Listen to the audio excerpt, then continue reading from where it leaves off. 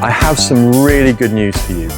You do not have to be defined by your behavior, by your results, or your perceived results, or your failures, or your perceived failures. You are best defined by who you are. How do I know this? I'm not sure when the last time is that you've been to a funeral or heard a eulogy. I'm going to a funeral this Friday, and it's going to be a time of sadness, a time of mourning, a time of joy for the life that we will be there to celebrate. It's going to be a tough time, I know that. But I know that what's going to happen is that someone will share a eulogy.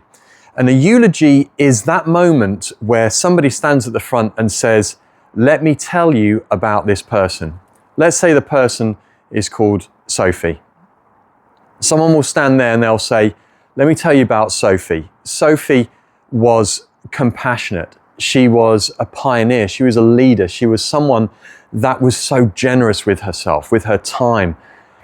And everybody in the room will look at each other and nod, and they'll say, yeah, that's who Sophie was.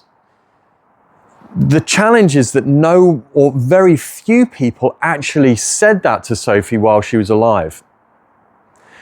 And what's happening is that eulogy, that moment together where we celebrate somebody's life, what we do is we draw down on what really matters about who Sophie was. We try to define Sophie by her characteristics that had real significance and real value. And what you'll find is that every eulogy you've ever heard, or every funeral, every life that's ever been celebrated that you've been a part of, will have been founded on 7 gifts. And those 7 gifts are giving or generosity, helping, compassion, encouragement, teaching, leading, and intuition.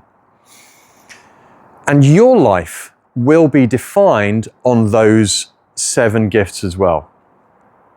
One day, when people gather around to celebrate your life, they will define you not by how big your house was, not by what your bank balance was or the car you drove. They won't define you by your holidays. They might laugh about those things. They might enjoy and celebrate your children or your marriage, or something you did that was amazing and fantastic. But in the moment where there's an agreement in the room, they will define you by the way that you served other people.